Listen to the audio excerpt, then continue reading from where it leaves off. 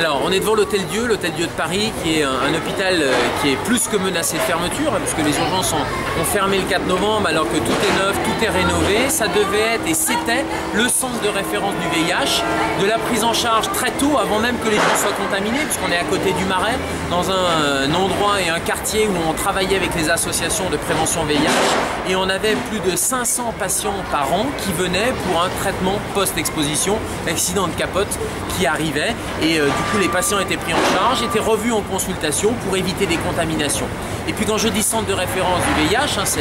le deuxième centre après San Francisco, c'était jusqu'à l'hospitalisation en passant par les consultations. On sait très bien que la prise en charge du VIH pour les patients c'est de l'ambulatoire, mais que parfois malheureusement il y a besoin d'une hospitalisation. C'était fait ici dans le service de médecine interne avec des infectiologues. Et puis il y avait tout le plateau technique, les écho-cœurs, les échographies cardiaques, les prises en charge scanners, etc. Et bien c'est toute cette chaîne de soins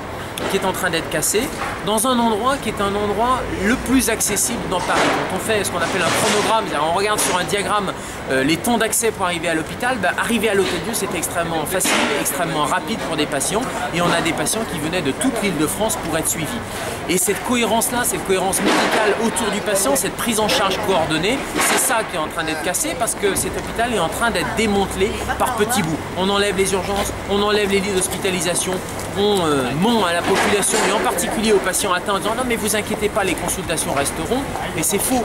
Soit il y a tout dans cet hôpital, des urgences en passant par le lit d'hospitalisation et le plateau technique, les examens, et les patients peuvent être pris en charge et les spécialistes interviennent autour, soit il y a juste des consultations et puis après on va envoyer des patients qui sont ici en consultation dans un autre hôpital pour faire un examen et éventuellement dans encore un autre hôpital pour les hospitaliser. Bref, c'est juste un des droits fondamentaux du patient qui est d'être pris en charge avec une dignité des soins, une qualité des soins. C'est ce qui était fait ici, c'est ce qui est en train d'être cassé par l'assistance publique hôpitaux de Paris.